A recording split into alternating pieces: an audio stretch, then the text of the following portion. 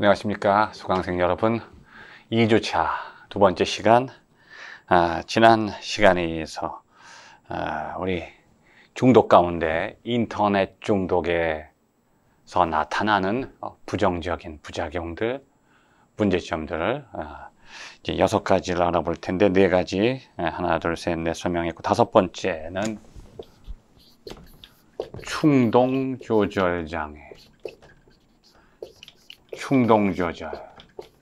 충동 조절이라고 하는 것은 내가 어떤 것에 대한 일반적인 거죠. 중독 현상에서 가장 일반적인 건데, 내가 어떤 것에 대한 끝없는 충동을 느껴요. 근데 그걸 내가 컨트롤하지 못해요. 그러니까 인터넷에서 특별한 예를 든다면 도박 같은 거죠. 게임 사이트, 게임이라든지 도박, 인터넷 게임, 인터넷 도박 같은 데 나타나는 충동 조절 장애. 지금 인터넷 도박을 통해서 한 해 소비되는 그 금액이 엄청나다고 하는 것이죠. 현실 도박보다 더 몇 배 이상 더 커요. 도박 시장이 커졌어요. 그 가운데 하나가 보이스피싱 이런 것도 다 그 안에 포함된다고 볼 수가 있죠. 자, 그 다음에 마지막으로 사회 공포증과 특정 인격장애. 인격장애.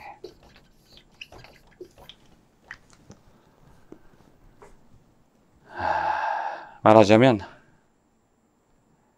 점점 사람들이 자기중심적이 돼요. 개인주의적이 되고 이기적이 돼요. 여러분 한번 경험해 보셨을 거예요.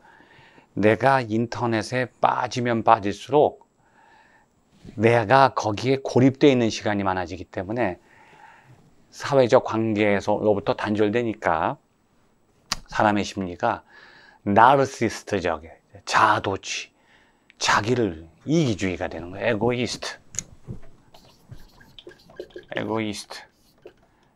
에고이즘, 이기적이다. 저 사람 참 자기를 챙기나 봐. 아니에요. 이기적이라고 하는 것은 자기를 챙기는 게 아니에요. 자아를 완성하지 못하고 자아 발달이 멈췄다든지 자아 발달이 꼬여가지고 건전한 인격으로 완성되지 못했을 때 이기적이 돼요. 정상적인 사람은요, 사회적 인격이 완성되게 되면 어떻게 되느냐? 다른 사람을 배려하게 돼요. 다른 사람을 존중하게 돼요. 그리고 혼자 외롭게 있는 게 편한 게 아니라 다른 사람과 관계를 맺고 더불어 있을 때 행복감을 느껴요. 여러분 생각해 보세요. 혼자 있는 게 편해요? 같이 있는 게 편해요? 네, 지금 거의 90%가 혼자 있는 게 편하다네요. 그게 잘못된 거예요.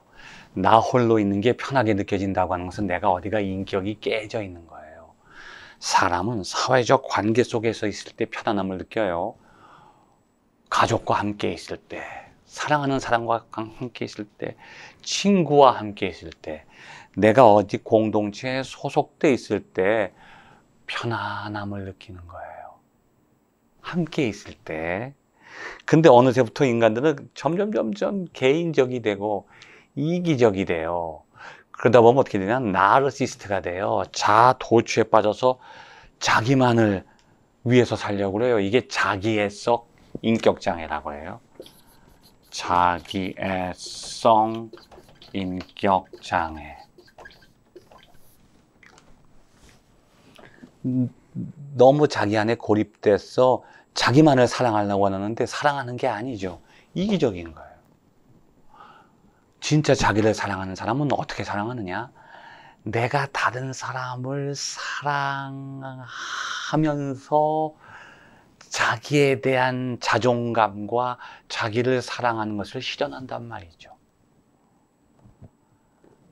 예를 들면 다른 사람을 멀리하고 미워하는 사람은 자기를 존중하는 것처럼 착각하는 것뿐이지, 타인을 미워하는 사람은 자기를 미워하는 거예요.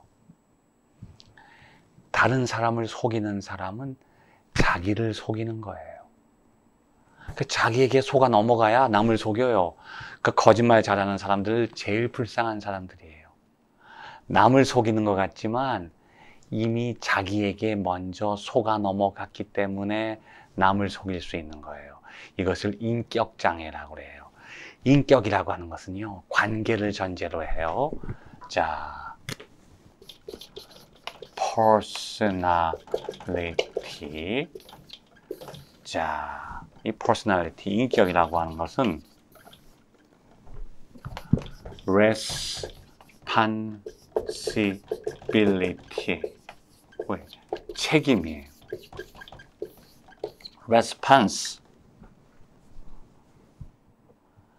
이게 영어로 볼 때는 차이가 있는 것 같지만 인격과 책임이 차이가 있는 것 같은데 제가 한번 독일어로 풀어볼게요.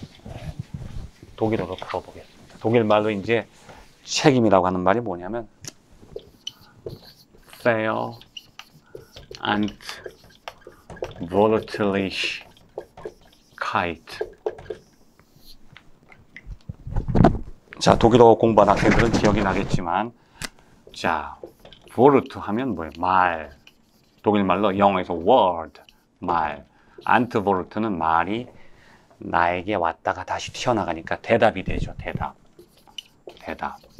fair는 뭐뭐 할 수 있다. 가능성을 나타내는 접두사 Lichkeit는 명사형 전미사. 이걸 쉽게 말하면 대답할 수 있는 능력. 이게 책임이에요. 내가 누구에게 대답할 수 있다. 응답할 수 있다. 이건 뭐냐면 관계를 말해요. 아무런 관계가 없으면 나는 대답할 수가 없어요. 이 말은 뭐냐? 말을 들은 사람만이 대답할 수 있어요. 누구의 말을 들었을 때 내가 대답할 수 있게 돼요. 못 들으면 대답을 못 해요. 근데 대답할 수 있다는 것은 그 사람 말을 듣고 내가 책임질 수 있다는 거예요. 그러니까 인간이 언어를 갖고 있다고 하는 것은 나 혼자 오늘 밥 먹어야지. 말이 필요 없어요. 그냥 내가 밥이 먹고 싶네. 그럼 밥을 먹으면 돼요. 근데 내가 밥을 먹어야지 하면 이 말을 누가 들어야 돼요. 그러니까 저 사람한테 밥을 같이 먹고 싶다. 밥을 좀 해달라. 누구에게 내 의사를 전달하기 위해서 언어가 있는 거예요. 그러니까 인간에게 언어가 있다는 것은 사회적인 관계 안에 인간이 존재할 수밖에 없다는 거예요. 그 말은 대화를 해야 돼요. 말을 들었을 때 대답할 수 있어요. 그럴 때 그 사람과 관계가 형성되는 거죠. 그래서 관계라고 하는 말과 책임이라고 하는 말과 인격이란 말은 똑같은 의미를 갖는 거예요. 그런데 내가 나 홀로 존재하려고 하고 내 안에 고립돼 있다고 하는 것은 인격이 깨져 있는 거예요. 왜? 관계를 떠나 있고 홀로 있으려고 하니까. 인간이 관계를 거부한다는 것은 이미 인격이 깨져 있기 때문이에요. 그래서 자기애성 인격장애라고 그래요. 사회적인 공포증을 갖게 되고 대인관계를 회피하게 되고 그 결과는 어떻게 되느냐? 다른 사람과 단절되게 되면 자기 자신이 스스로 단절돼서 정신이 분열돼요. 사회에서 분열을 경험하게 되면 자기 정신이 분열된단 말이에요. 정신분열성 인격장애, 회피성 인격장애, 자기애성 인격장애는 뭐냐면 자기가 사회적 관계를 멀리하고 스스로 인터넷 공간 속에 존재하게 되는 경험에서부터 출발한다고 하는 거죠. 그래서 인터넷 중독은 개인적인 문제일 뿐만 아니라 사회 전체의 문제예요. 이건 국가적으로 이걸 관심 있게 보고 예방하고 대처하고 치유해야 됩니다. 아주 중요한 거예요. 지금 뭐 알코올 중독자가 1000만 명이다. 도박 중독자는 200만 명이다. 인터넷 중독자는 300만 명이다. 이런 것들 중에 가장 시급한 게 뭐냐? 인터넷 중독이에요. 인터넷 중독자들이 결국은 도박에 빠지고요. 인터넷 중독자들이 결국은 알코올 중독에 빠지는 거예요. 자기가 정신적으로 우울하게 되고 인격 장애를 경험하게 되면 결국은 그걸 해소하려고 병원만을 찾는 게 아니라 자기가 잊어버리기 위해서 술을 마시는 거예요. 잠깐은 편안하죠. 깨어보면 여전히 그 고통을 느끼잖아요. 그럼 어떻게 돼요? 술을 마시다가 종착역은 마약을 하는 거예요. 마약은 술보다 더 강력하고 환각 상태가 기니까 자신의 그러한 정신적인 고통을 술과 마약을 통해서 해결하려고 하다 보니까 마약 중독자들도 엄청나게 많아지고 있고 한국이 마약의 온상이 되고 있는 것입니다. 자, 이제 이렇게 우리가 사회적으로 심리학적으로 중독 증세를 분석을 했죠.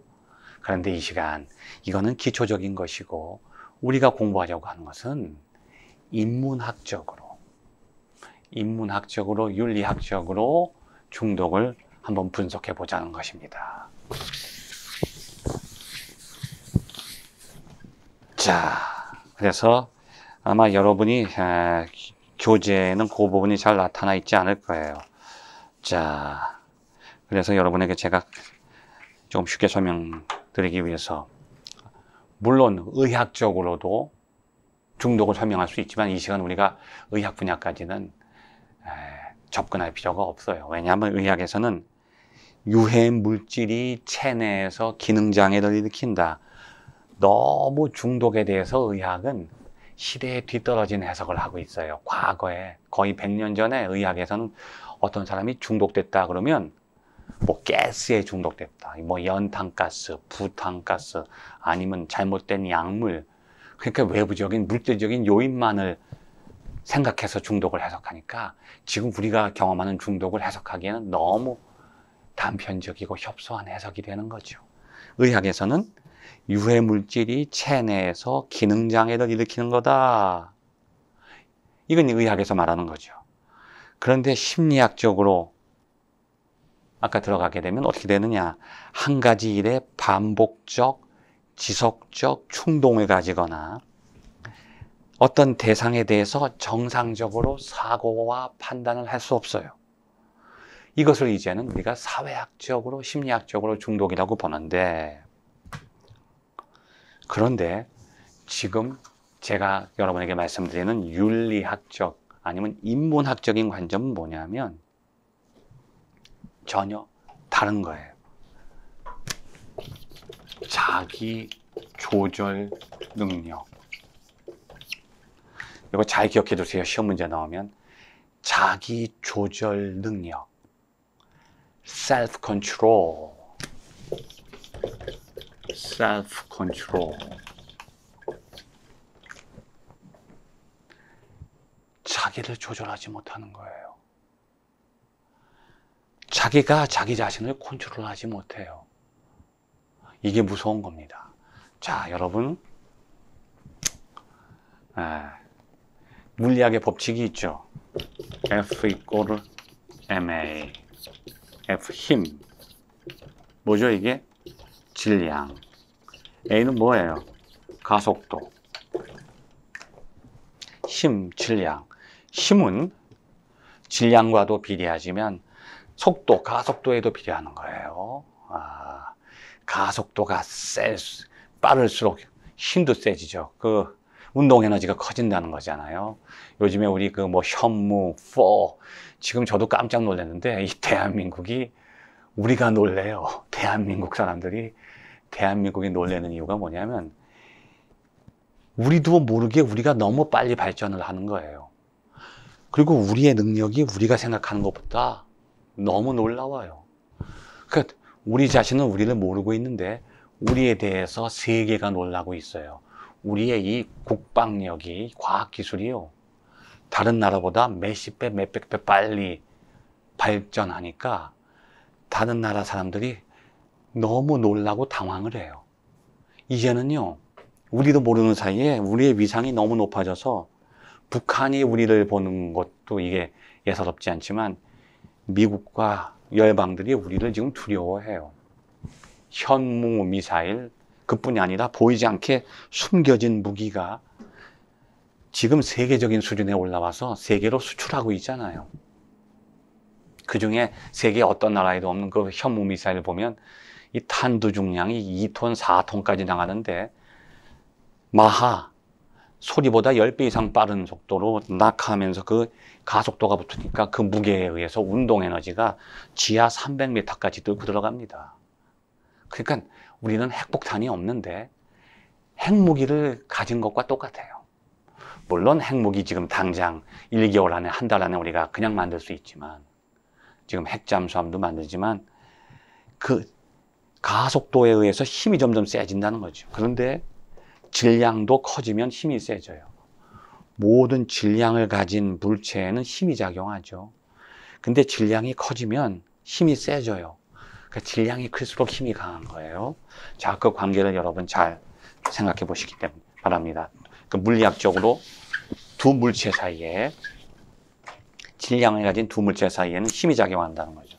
자, 여기 A가 있고 B가 있어요.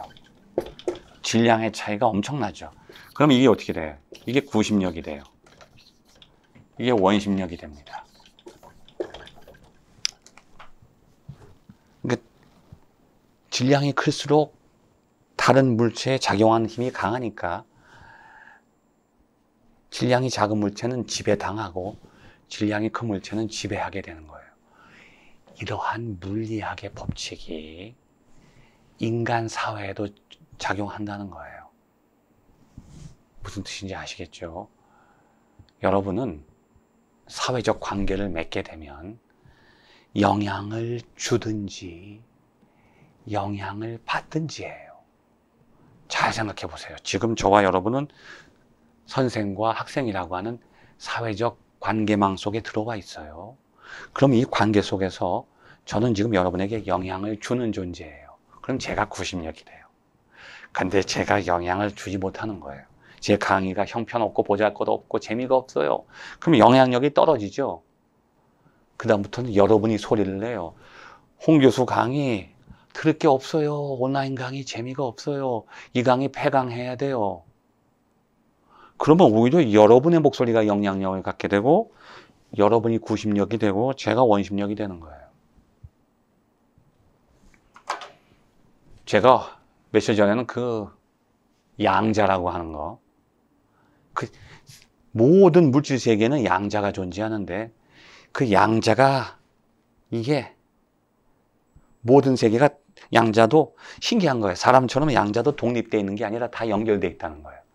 양자와 양자가 연결되어 있는데 한 번 연결이 되면 그 양자가, 이게 아무리 거리가 멀어져도 다시 연결되려고 하는 그 힘이 작용한다는 거예요. 여러분 이해가 되세요? 이게 아인슈타인도 그걸 보고서 헷갈린 거예요.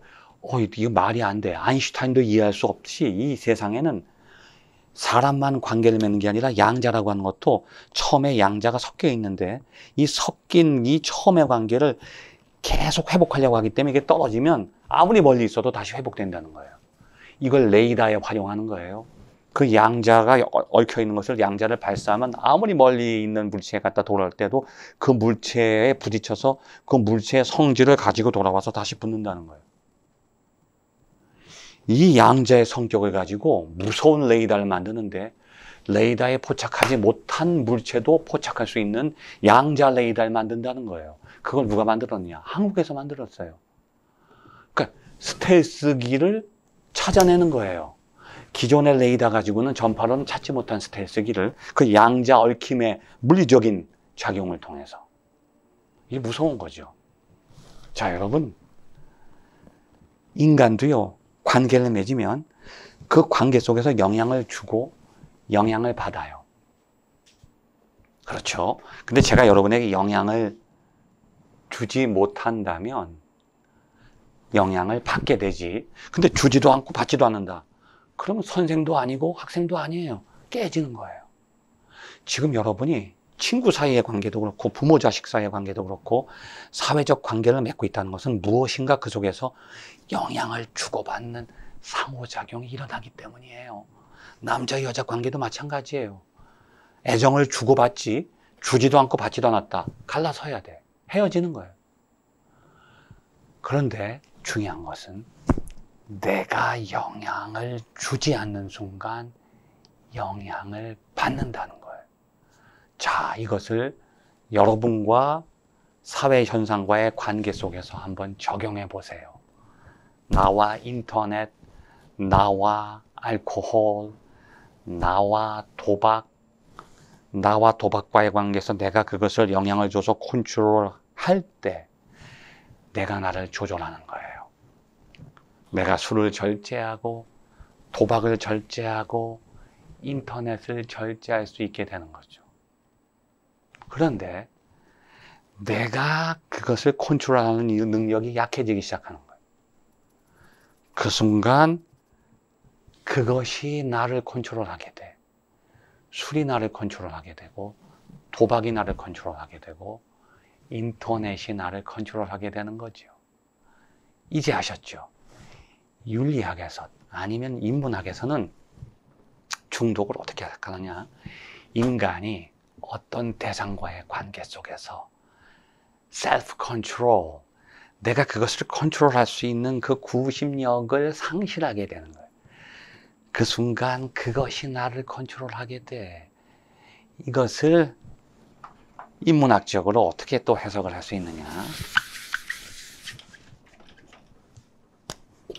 정체성이에요. 이거 자아라고 하죠, 자아. 인간이 자아 정체성을 올바로 확립하고 있느냐, 그렇지 않느냐.